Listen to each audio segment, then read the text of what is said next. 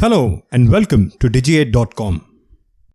In this video, we are going to cover the topic on visual merchandising. Now let's start with what is visual merchandising. Visual merchandising tries to improve how services and products are represented so that their positive aspects are seen.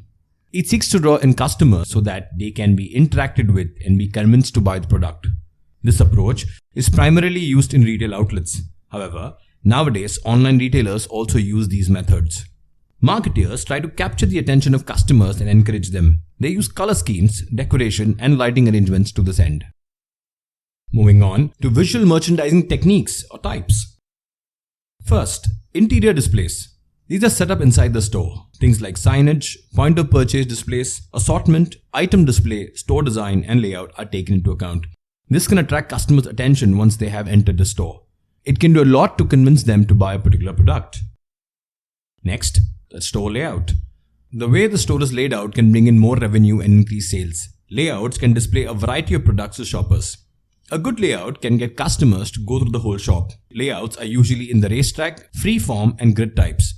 For instance, according to Marcus Ingman, IKEA's global chief designer, the furniture at their stores are built like mazes, so they look like walk-through catalogs. Next, mannequins. Mannequins are used to showcase what apparels look when they are worn. A shop can easily display its wares this way. They can be found inside the shop or at the window. Trending apparel is also put on display. Research indicates that the measurements of mannequins influence customer behavior. Next, point of purchase display. Keeping products at a place where customers can interact with them can be a huge help. In brick and mortar stores, being able to see a product itself can have a significant influence. Where a product is displayed also influences buying decisions. The ideal height at which something should be kept is the eye level.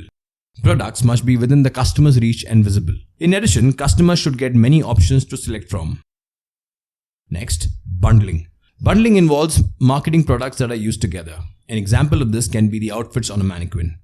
Jackets and scarves can be displayed together. Jackets and tops can be paired. Complete outfits are also displayed. Bundling encourages people to buy related products that are displayed together. It might also be used to show how a product is to be implemented. Next, atmospherics. Usually, display and lighting are used to improve the atmosphere. Scents and appropriate music greatly help when these are not enough. These should be consistent with each other. A compounding effect can influence people's purchasing choices. Next, lighting. Good lighting can make consumers feel at ease. In addition, it can draw their attention towards certain products. Bright lighting inspires optimism. It can make the store look more dependable and prompt customers to buy on a whim. It also brightens up the shop. Lighting works best when it comes to premium products such as jewelry, haute couture, etc. Next, music. Music also influences how customers choose. It can be used to match both the store's and its product's branding. The demographics being targeted also factors in. One way to get customers to spend longer time inside a shop is to play slow music. Next, scent. Brands can come up with their own scents for use in a store. It can be associated with it. People will be reminded of the brand whenever they smell it outside. In addition, people's emotions are known to be affected by what they smell. For instance, lavender, basil, cinnamon, orange indicate relaxing, soothing, calming, and reduces anxiety. Next, exterior displays. Putting products up on windows that look outside onto the streets attract customers. An attractive or unique window display greatly helps with brand image. Window displays help form the first impression about a store and its products. It draws customers in. Next, color. Colors can have a significant impact on window displays. Color is essential as it builds ambience. It is very effective for coming up with unique and attractive window displays. They end up in impacting passerbys in ways few other methods can. It brings the focus of people towards the product. This can help increase the footfall of a brick and mortar shop. Colors are believed to influence how people feel, such as green and brown can promote rushfulness. Warm colors such as red, orange, and yellow can initiate exciting, cheerful, friendly, and vibrant behavior. Moving on to the advantages of visual merchandising. First, attracts customers. Good visual merchandising pulls in crowds. It showcases that the merchandise will meet their needs. Customers feel good about shops that look nice and inviting. Next, increases sales. Visual merchandising can be used to showcase aspects of the product that the customers want.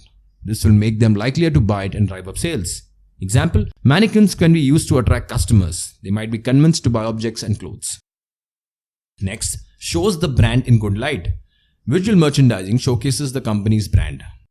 Next, sensory appeal. Visual merchandising appeals to sensory perception. It is done using screens, smells, sound, lighting, etc. And finally, the aspect of perception. The way a store is arranged can have an influence on how a customer chooses. Things like how well the employees talk to customers are also factors. Moving on to the term visual merchandiser. Whenever you come across a store layout that looks nice or a product display with an attractive design, it is a visual merchandiser responsible for it. Their task is to draw customers and get them to buy products. Visual merchandisers need a fair grasp of marketing as a concept. They must know retail merchandising. They have to be innovative with store layouts so their products are displayed in an optimistic and enticing fashion. Moving on, they are professional in their conduct and receive training. Their responsibilities include: first, utilizing a store space for layouts in the best manner possible. Next, innovatively employing light and space. Moving on, styling of the mannequin, seasonal or promotional window installation, pricing tickets, artwork, point of sale displays, shelving, interactive displays, presentation in the store, and finally window displays. Moving on to 5 senses and visual merchandising. These entail sight, sound, touch, smell, and taste. Moving on to online visual merchandising. Online visual merchandising relies on visual images and elements to improve customer experience. It involves arranging and strategically putting products on the e-commerce website. It requires clever branding. Professionally clicked images are also important. Figuring out where it is better to keep customer photos on a page is more complicated. Images of happy customers also help. Online visual merchandising strategies include: first, showcase content made by users. Next, smartphone responsiveness. Third, attractive design of the site. Fourth, a very important search feature. Next, showcase reviews from consumers. Very important, that can bring in more business, that is product suggestions. Next, product information. And finally, product videos and photos. And moving on to some examples of visual merchandising. Starting with Starbucks, a very woody theme. Reebok displaying merchandise on mannequins. Louis Vuitton with their exterior display. Walmart with the perfect in-store layout displaying vegetables and their prices. Nike displaying products on mannequin, a perfect bundling approach here. Next example is Lego. Lego typically has entrances with no doors where children in malls can directly look inside the shop and get attracted to go inside. Next, Gucci, an exterior display of their apparels. And finally, Tiffany with an exterior display. So that's it, folks. This brings an end to the topic on visual merchandising. These are some of the sources and links referred to for the content in the video. Thank you and see you in the next video.